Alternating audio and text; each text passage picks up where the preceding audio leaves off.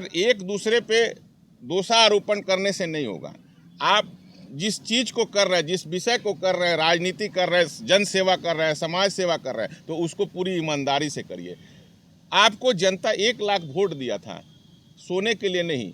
अभी आपने देखा कि जो 4.5 लाख वोट लेके यहाँ गए, वो अभी आपको 4.25 साल तक इस क्षेत्र में नज़र नहीं आएंगे। ये मेरा गारंटी और दावा है, 4.25 साल तक नज़र नहीं आएंगे। मुझे तो मेरे उम्मीदवार को 3,500 वोट आया, फिर भी मैं जनता के लिए आया हूँ, बैठा हूँ और आमरण अनशन भी आंकड़ा के साथ कहा। अगर मेरी बात झूठ है और मेरी बात गलत है तो आप बोकारो विधायक से, नेता प्रतिपक्ष से और मौजूदा सांसद से ये प्रश्न पूछिए कि साहब इतना पैसा खर्चा, बजट इतना था, इतना पैसा खर्चा हुआ है, आप लोगों के ऊपर आरोप लगाया गया है, कहाँ तक ये बात सत्य है। अगर ये बात गलत है तो मैं राजनीति से संन्यास लूँगा, नहीं तो वो लोग अपने पोस्ट से इस्तीफा।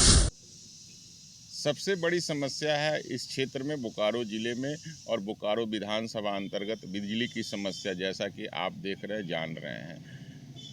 कल प्रेस वार्ता में नेता प्रतिपक्ष बोकारो के माननीय विधायक और माननीय सांसद ने एक संयुक्त रूप से प्रेस वार्ता की और उसमें जनता को पूरी तरह से दिग्भ्रमित करने का काम किया और लीपापोती बात किया। मैं बोकारो विकास फोरम की तरफ से और चास बोकारो और विधानसभा क्षेत्र की जनता के तरफ से कुछ सवाल लेकर के नेता प्रतिपक्ष, बोकारो के विधायक और माननीय सांसद से पूछना चाहता हूं कि हमारे राज्य में 7 coal power plant, 4 hydro plant और हमारे राज्य को लोगों को 3,000 मेगावाट बिजली की ज़रूरत है। साहब आप 2,200 मेगावाट बिजली देते हैं। जो वर्तमान नवनिर्वाचित सांसद हैं वो 3-3 बार विधायक रहे हैं, क्यों नहीं एक बार भी विधानसभा में प्रश्न उठाए कि ज़मीन हमारा, कोयला हमारा, पानी हमारा और हमारे राज्य के लोग अंधेरे में, भारतीय जनता पार्टी के लोग या कांग्रेस के लोग या झारखंड मुक्ति मोर्चा के लोग अपने मैनिफेस्टो में ये जारी कर कहते हैं कि 24 घंटा हम जनता को बिजली देंगे।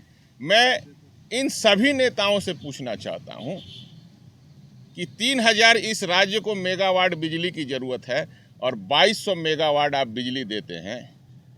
बांग्लादेश, पश्चिम बंगाल, बिहार, उड़ीसा, यूपी और दिल्ली, यहाँ से बिजली बेची जाती है। क्या हमारे झारखंड के लोग और झारखंड के भविष्य, जो बच्चों का भविष्य है, उनको अंधकार में रखकर आप ये घिनौना खेल क्यों खेलना चाहते हैं? मुझे तो ताजुब है बोकारो विधायक के ऊपर। उन्होंने कहा कल प्रेस वार्ता में कि मैं हाथ जोड़ के जनता से अपील करता हूं कि विकट परिस्थिति है, विकट संकट है, विभाग के पास में पर्याप्त सामान नहीं है, ट्रांसफार्मर नहीं है, बिजली का तार नहीं है, इलेक्ट्रिकल पोल नहीं है। साहब आप तो सुने हैं कि अपने एजुकेशन में लिखे हैं कि हम ग्रेजुएट हैं, कहाँ से पढ़े हैं आप? या बजट के टाइम में सो रहे थे विधानसभा में?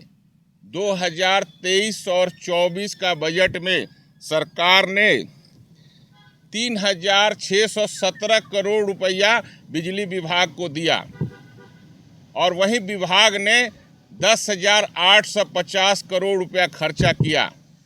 बिना अप्रूवल का पैसा खर्चा नहीं हुआ होगा। उस समय आप नेता प्रतिपक्ष और आप और जो नवनिर्वाचित सांसद है वो भी विधायक थे, उस समय कहाँ बैठे हुए थे? किस कुंभकर्ण की निंद्रा में सोए हुए थे?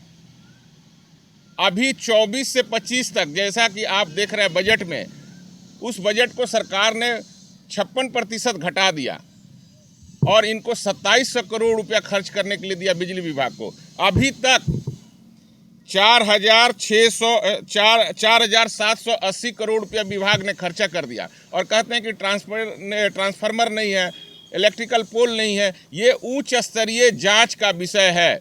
नेता प्रतिपक्ष, मुख्य सचेतक सरकार और झारखंड राज्य के सरकार के लोग चोर मौसेरा भाई का खेल खेलना बंद करें और मैं अल्टीमेटम देता हूं कि 72 घंटा के अंदर अगर बिजली विधानसभा के, बोकारो विधानसभा के लोगों को, चास के लोगों को नहीं मिली तो इस बार न पुल जाम होगा, न बिजली विभाग का घेराव होगा, बोकारो विधायक का आवास घेराव होगा और वहां धरना पे अनिश्चितकालीन के लिए बैठेंगे।